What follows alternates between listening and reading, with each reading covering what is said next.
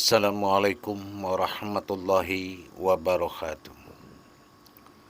Bersyukur kita kepada Allah dengan mengucapkan Alhamdulillahirabbil alamin atas limpahan karunia rahmah dan hidayahnya, sehingga kita dapat menjalankan segala perintah, baik beramal maupun beribadah sampai pada saat ini. Bersalam dan bersalawat kepada Rasulullah, satu hal yang tidak bisa kita lupakan. Marilah kita sama-sama memanjatkan salam dan salawat kita kepada Nabi Allah akhirul zaman Rasulullah Muhammad sallallahu alaihi wasallam.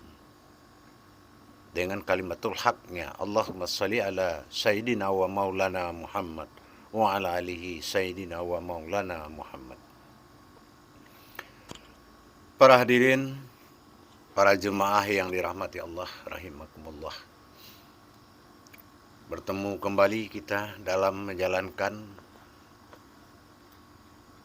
amal dan ibadah kita dalam mengungkap amalan yang sangat dimuliakan oleh Allah, yaitu tentang karomahnya surat An-Nas. Bagi para hadirin, para jemaah yang ingin mengamalkan karomah surat An-Nas ini, silakan, saya akan ijazahkan. Mudah-mudahan diijabah oleh Allah Subhanahu wa taala. Para hadirin dan jemaah sekalian, banyak kita lihat umat Islam ini mencari keselamatan dengan segala cara dan berbagai macam cara. Benar sudah sejarah Rasulullah Shallallahu Alaihi Wasallam di saat menuju wafatnya, terhentinya sakaratul maut dan berulang-ulang, sehingga Jibril sebagai malaikatul wahyu Allah bertanya kepada Rasulullah, kenapa belum engkau sakaratul? Apakah masih ada yang kau takuti selain daripada Allah? Rasulullah menjawab, ada dua perkara. Apabila saya sudah tiada, kata Rasulullah, maka dua perkara ini akan datang mencari umatku. Inilah yang aku takuti. Padahal kalau dia memang berlindung dalam arasnya Allah, berlindung dalam sifatnya Hizbullahnya Allah, maka dia akan aman sebagai orang yang sudah beriman. Inilah yang kita khawatirkan. Apakah yang dua itu? Kata Jibril. Pertama, besarnya rasa takut di diri seseorang umatku, sehingga dia mencari jalan keselamatan dan menghalalkan segala cara. Yang kedua, besarnya rasa cemas hidup susah. Kecemasan yang melebihi segalanya, sampai ada yang bunuh diri. Dan segala jalan kebatilan dia jalani karena takut hidupnya susah. Padahal Allah lebih besar dari kesusahan tersebut.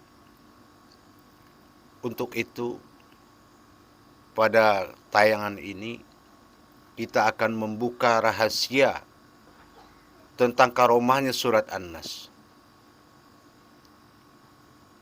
Para hadirin, para jemaah yang dimuliakan Allah, amalan ini adalah dikatakan amalan besar, penutup Al-Quran. Juz ke-30, Himpunan Kesempurnaan Manusia. Disinilah keistimewaan surat An-Nas ini adalah surat pegangan kitab dirinya manusia, sehingga manusia tidak perlu lagi mencari amalan kemana-mana, tidak perlu lagi berilmu, tidak perlu lagi mencari suatu ilmu-ilmu kebatinan untuk mencari keselamatan dunia. Tetapi Allah sudah menyatakan kehadiran dan siap hadir di diri manusia, menjadi Tuhan di diri manusia tersebut, apabila manusia itu benar-benar di dalam kitabnya Allah, yaitu suratnya An-Nas. Kita kenal kalau surat An-Nas itu terdiri dari 6 ayat. Hak dan batil. 3 hak, 3 batil. Kalau sudah ada kita memiliki kemampuan di dalam hukum bismillah, ba alif sin. Ba itu diawali bismillah. Alif diawali dengan Al-Fatihah. Sin ditutup dengan surat An-Nas. Di sini kita harus paham. Kalau kita ingin mengamalkan surat An-Nas, maka dengarkan amalan ini baik-baik. Laksanakanlah setiap habis sholat fardu atau ditambah pada sholat malam. Duduk dengan tenang. Kita hayati surat An-Nas itu satu persatu. Pertama ayatnya berbunyi Qul a'udzu birabbin nas. Rabbin nas. Artinya Rabb yang menguasai manusia. Katakanlah aku yang akan menguasai. Aku yang menguasai.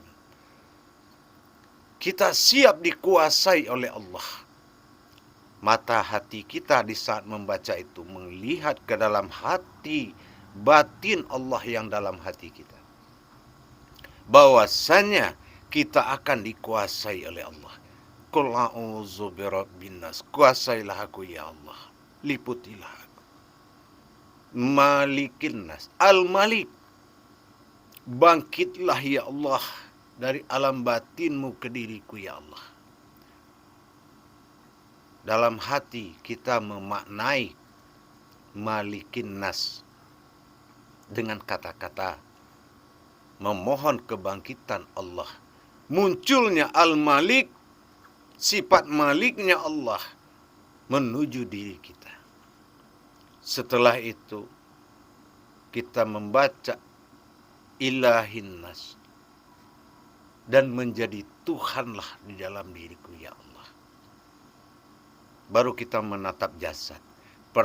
Ayat pertama kita menatap batin. Yang kedua kita menatap rohani Allah. Batinnya Allah naik ke dalam jasad kita. Dan ilahinas dan maujudnya.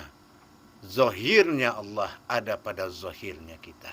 Maka Allah menzohir batin tersebut. Menzohir menjadi jasad. Maka kita ingat kembali 3 ayat di depan. Min syarril waswasil khannas. Apapun kekuatan yang lain akan rubuh. Akan hancur dan binasa. Dari luar alam diri kita. Dan apa kebatilan yang ada diri kita adalah was-was, ketakutan dan keraguan-raguan. Allazi waswisu fi sudurin nas. Hancur dan binasa segala sifat was-was pada diri kita. Min syarril waswasil khannas. Baru kita mengatakan seluruh kekuatan apapun dari alam manusia terhadap diri kita. Allazi waswisu fi sudurin nas. Minal jinnati wan nas. Kita perlihatkan kepada Allah yang telah bangkit di diri kita, merasuki diri kita. Kita perlihatkan yang 3, baik yang datang batil diri, batil dari alam, batil dari manusia atau dari makhluk jin yang dimaksud manusia. Tidak mampu menghadapi kekuatan 3 yang Allah datang tadi. Maka Al-Quran itu saripatinya adalah surat An-Nas. Maka Al-Quran sudah mengalir dalam dirimu. Tinggal lagi kamu memperlihatkan Al-Quran yang hidup itu.